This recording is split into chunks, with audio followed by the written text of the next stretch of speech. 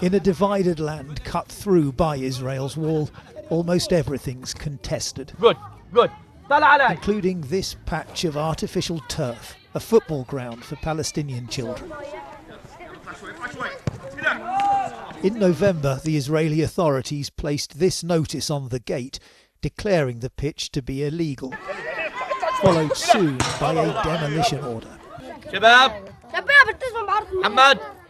The facility provides training to a few hundred kids from the cramped streets of the nearby Aida refugee camp, populated by the Palestinian descendants of those who were forced or fled from their homes in the 1948 Arab-Israeli war.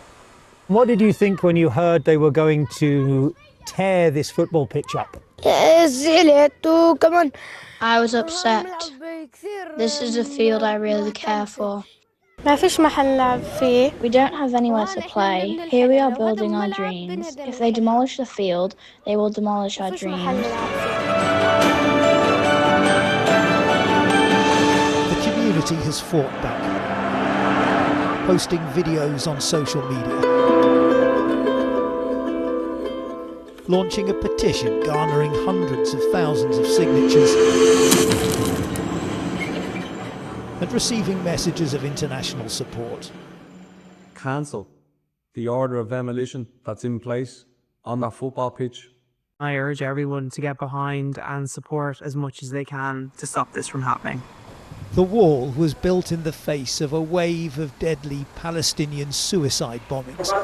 But as it's grown in length, to its critics, it's become one of the many complex layers in Israel's occupation of the West Bank.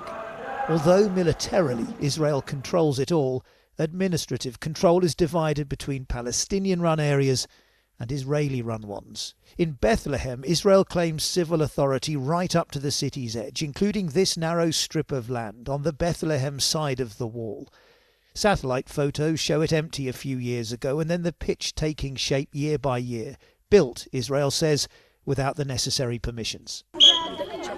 The club, which claims it did receive verbal permission in 2020 for the pitch, believes the threat is about far more than planning law.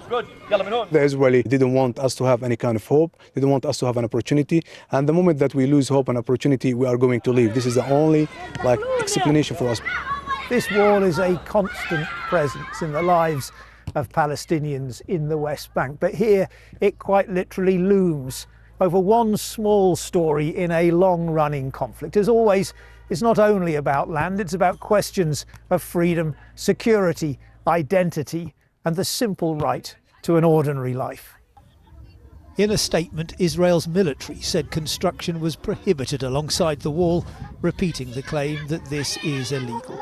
As the wider conflict grinds on, the future of one small football pitch hangs in the balance. John Sudworth, BBC News, Bethlehem.